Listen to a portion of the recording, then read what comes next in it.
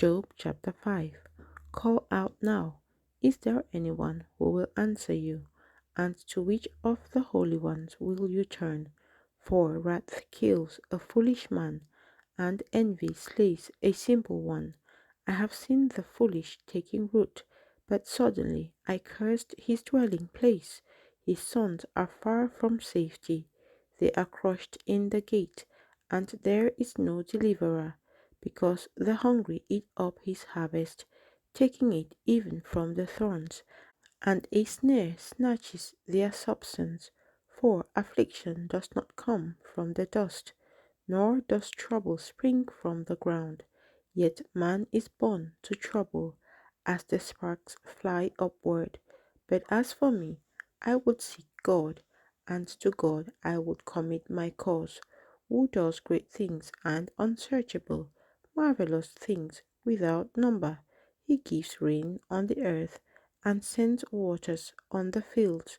He sets on high those who are lowly, and those who mourn are lifted to safety.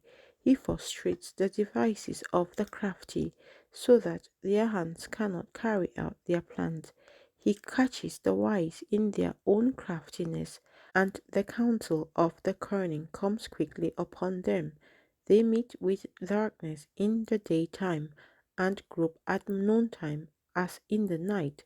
But he saves the needy from the sword, from the mouth of the mighty, and from their hand. So the poor have hope, and injustice shuts her mouth. Behold, happy is the man whom God corrects. Therefore, do not despise the chastening of the Almighty, for he bruises, but he binds up, he wounds, but his hands make whole. He shall deliver you in 6 troubles. Yes, in 7 no evil shall touch you. In famine he shall redeem you from death, and in war from the power of the sword. You shall be hidden from the scourge of the tongue, and you shall not be afraid of destruction when it comes. You shall laugh at destruction and famine, and you shall not be afraid of the beasts of the earth, for you shall have a covenant with the stones of the field, and the beasts of the field shall be at peace with you. You shall know that your tent is in peace. You shall visit your dwelling and find nothing amiss. You shall also know that your descendants shall be many, and your offspring like the grass of the earth. You shall come to the grave at a full age, as a sheaf of grain ripens in its season. Behold, this we have searched out. It is true. Hear it and know for yourself. Job chapter 6. Then Job answered and said, Oh, that my grief were fully weighed, and my calamity laid with it on the scales, for then it would be heavier than the sand of the sea. Therefore my words have been rash, for the arrows of the Almighty are within me. My spirit drinks in their poison. The terrors of God are arrayed against me. Does the wild donkey bray when it has grass, or does the ox low over its fodder? Can flavorless food be eaten without salt, or is there any taste in the white of an egg?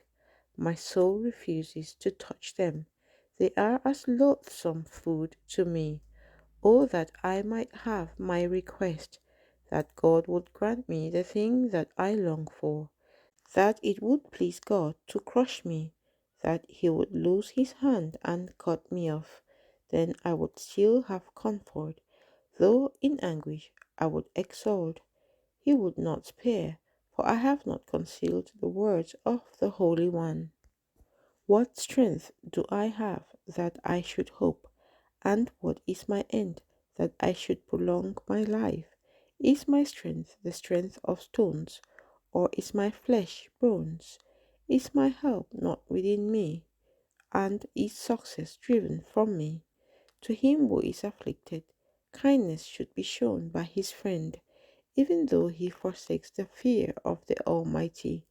My brothers have dealt deceitfully like a brook, like the streams of the brooks that pass away, which are dark because of the eyes, and into which the snow vanishes.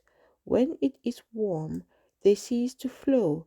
When it is hot, they vanish from their place. The paths of their way turn aside. They go nowhere and perish. The caravans of Tema look. The travelers of Sheba hope for them. They are disappointed because they were confident. They come there and are confused. For now you are nothing. You see terror and are afraid. Did I ever say, bring something to me? Or offer a bribe for me from your wealth? Or deliver me from the enemy's hand? Or redeem me from the hand of the oppressors? Teach me, and I will hold my tongue. Cause me to understand wherein I have erred. How forceful are right words! But what does your arguing prove? Do you intend to rebuke my words and the speeches of a desperate one which are as wind? Yes, you overwhelm the fatherless, and you undermine your friend. Now therefore be pleased to look at me, for I would never lie to your face. Yield now, let there be no injustice. Yes, concede, my righteousness still stands. Is there injustice on my tongue? Cannot my taste discern the unsavory?